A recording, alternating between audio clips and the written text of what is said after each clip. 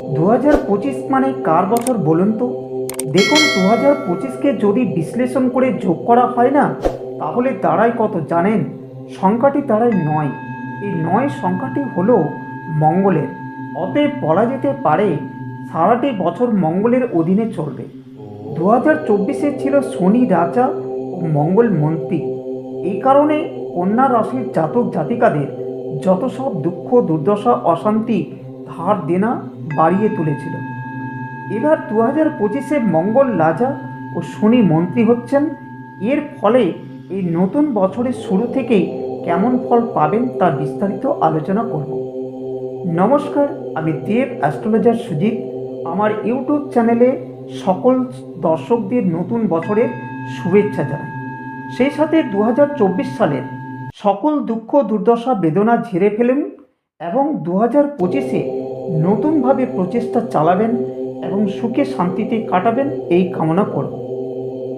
আজ আমি এই পর্বে আলোচনা করব কন্যা রাশির 2025 সালে শরীর, স্বাস্থ্য, অর্থ, প্রেম, শিক্ষা, সন্তান ভাগ্য, কেরিয়ার, বিবাহিত জীবন, ব্যবসা প্রভৃতি বিষয়ে বিস্তারিত আলোচনা করব। তবে মনে রাখবেন, এই আলোচনাটি সম্পূর্ণ গ্রহদের গোচর ফলের উপর নির্ভর করে। চলুন তাহলে প্রথমে দেখা যাক গ্রহদের পজিশনগুলো কেমন এবং কোন কোন রাশিতে কত তারিখে পরিবর্তন করবে। বর্তমানে কেতু আপনার রাশিতে বা লগ্নে অবস্থান করছে। তারপর 18ই মে সিংহ রাশিতে প্রবেশ করবে।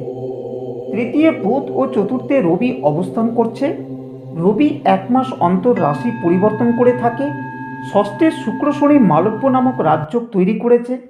এর প্রভাব কতখানি পাবেন তা আলোচনা করব।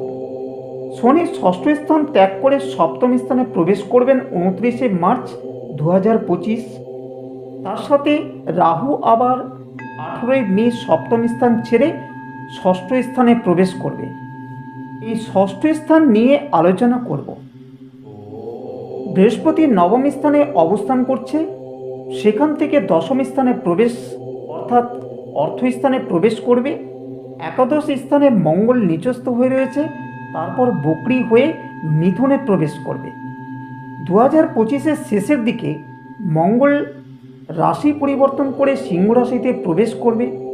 এই যে মঙ্গলের বারে বারে পরিবর্তন, এর ফলে কতটা ভালো হবে না খারাপ হবে তা আলোচনা করব।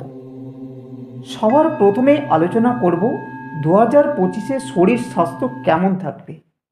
শরীর স্বাস্থ্য দেখা হয় প্রথম ভাব থেকে, ষষ্ঠ ভাব থেকে দেখে থাকি রোগকে, আর দ্বাদশ ভাব থেকে দেখা হয় রোগ মুক্তিকে। দেখুন, প্রথম ভাবের অধিপতি হলো বুধ। বুধ বর্তমানে তৃতীয় স্থানে দুর্বল অবস্থায় রয়েছে। এর ফলে নতুন বছরে সবার প্রথমে সাবধান করব, আপনার কথাবার্তাকে ঠিক করুন। এই কথাবার্তার জন্য ঝামেলা অশান্তি বাড়বে। এর ফলে আপনার শরীর স্বাস্থ্য খারাপ হতে পারে, নার্ভের সমস্যা চলে আসতে পারে, প্রেশার হাই বা লো হয়ে যেতে পারে। উপরন্তু কান, পেট এইসব সমস্যায় ভুগতে হতে পারে। সুতরাং সারাটি বছর স্বাস্থ্যের ব্যাপারে কেয়ারফুল থাকা আপনার পক্ষে ভালো হবে। এবারের আলোচ্য বিষয় হলো অর্থভাগ্য 2025-এ কেমন থাকবে। অর্থভাগ্য দেখা হয় দ্বিতীয় ভাব থেকে, আর দ্বিতীয় স্থানের অধিপতি শুক্র ষষ্ঠ স্থানে শনির সাথে মালব্য নামক রাজযোগ তৈরি করেছে। এর ফলে নতুন বছরে প্রচুর প্রচুর অর্থ রোজগারের সুযোগ আসবে। বিগত দিনে যেসব লোন নিয়ে সমস্যায় পড়েছিলেন, আপনারা সেই সব লোন পরিশোধ করতে পারবেন খুব তাড়াতাড়ি। কোথাও যদি অর্থ ইনভেস্ট করেন, সেখান থেকেও অর্থ লাভ হবে। তবে মাথায় রাখবেন, 2025-এ যেসব সুযোগগুলো আসবে কখনোই হাতছাড়া করতে যাবেন না, এবং এই সব সুযোগের কথা কারো কাছে শেয়ারও করতে যাবেন না। এর পরের বিষয় হলো পারিবারিক পরিস্থিতি কেমন থাকবে। পারিবারিক বা পরিবার দেখা হয় চতুর্থ ঘর থেকে। এই ঘরের অধিপতি হলো বৃহস্পতি। বৃহস্পতি বর্তমানে নবম ঘরে অবস্থান করছে, তারপর দশম ঘরে প্রবেশ করবে। আর দশম ঘর হলো সরকার বা কর্মের ঘর। এর ফলে সরকারি দিক থেকে কোনো সুযোগ আসতে পারে, পারিবারিক দিক থেকে লাভ পেতে পারেন।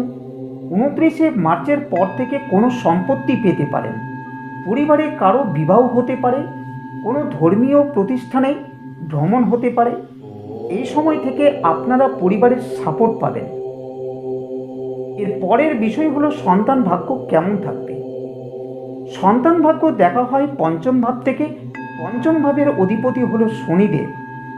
নতুন বছরের শুরু থেকে সন্তানের ভাগ্য ক্যারিয়ার খুব ভালো থাকবে, কারণ শুক্র শনি মালব্য রাজযোগের প্রভাবের কারণে ভালো হতেই হবে। যদি পর সন্তান থাকে তাহলে তার ক্যারিয়ারের ও উচ্চশিক্ষায় ভালো যোগ থাকবে। চাকরি পেতে পারে, শিক্ষা প্রতিষ্ঠান পরিবর্তন করতে পারে। তবে যেহেতু শনি ষষ্ঠ স্থানে রয়েছে, এই কারণে সন্তানের একটু শরীর স্বাস্থ্যের ভোগান্তি থাকবে। ইউরিক অ্যাসিড বাড়তে পারে, লিভারের সমস্যা আসতে পারে, চোট আঘাত লাগতে পারে, সেই দিকে একটু কেয়ারফুল থাকতে হবে। আর যারা নিঃসন্তান দম্পতি আছেন তাদের সন্তান লাভের যোগ রয়েছে। এর পরের বিষয় হলো শিক্ষা ভাগ্য এবছরে কেমন থাকবে। এটাও পঞ্চম ভাব থেকে দেখা হয়, যার ফলে যারা উচ্চশিক্ষা করছেন তাদের খুব ভালো হবে। নতুন কোনো কোর্সে অ্যাডমিশন হতে পারে।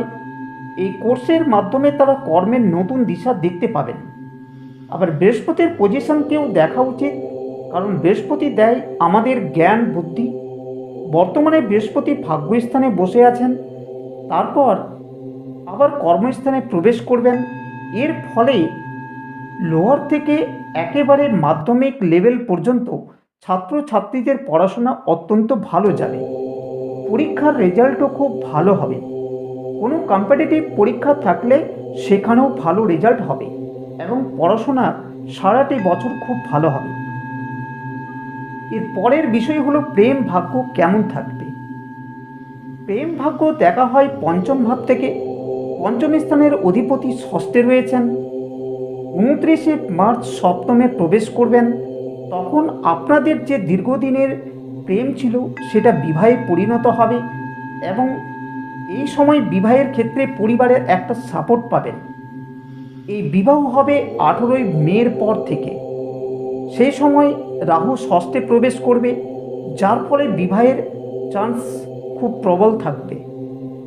বিবাহিত জীবন খুব ভালো হবে। পুরনো খারাপ সম্পর্ক ভালো হবে। স্বামী কিংবা স্ত্রীর কেরিয়ারের উন্নতি হবে।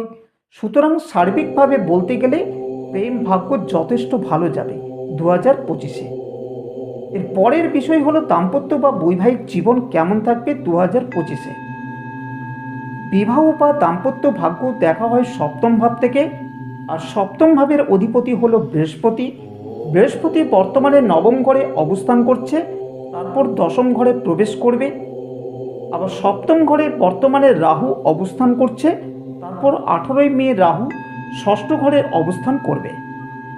এই সময় যাদের বিবাহ হয়নি তাদের বিবাহ হতে পারে। যারা বিবাহিত আছেন তাদের স্বামী বা স্ত্রীর কেরিয়ারের উন্নতি আসবে, সেটা চাকরির মাধ্যম থেকে হোক বা ব্যবসার মাধ্যম থেকে হোক, যে কোনো ক্ষেত্র থেকে একটা বড় লাভ আসবে। ষষ্ঠ স্থানে রাহু প্রবেশের পর স্বামী বা স্ত্রীর শরীর স্বাস্থ্য খারাপ হতে পারে। রাস্তাঘাটে চলার পথে চোট আঘাত লাগতে পারে। দুজনে কোথাও ভ্রমণ করতে পারেন। বয়স্ক ব্যক্তির কাছ থেকে অর্থ লাভ পেতে পারেন। তবে বিবাহিত জীবন 18 মের পর থেকে আরও বেটার থেকে বেটার থাকবে আমার মনে হয়। 18 মের পর নিঃসন্তান দম্পতিরা সন্তান সম্ভব হতে পারেন, এইটুকু 100% সত্যি। এর পরের বিষয় হলো 2025-এ কর্মভাগ্য কেমন থাকবে। কর্মভাগ্য বা কেরিয়ার দেখা হয় দশম ভাব থেকে।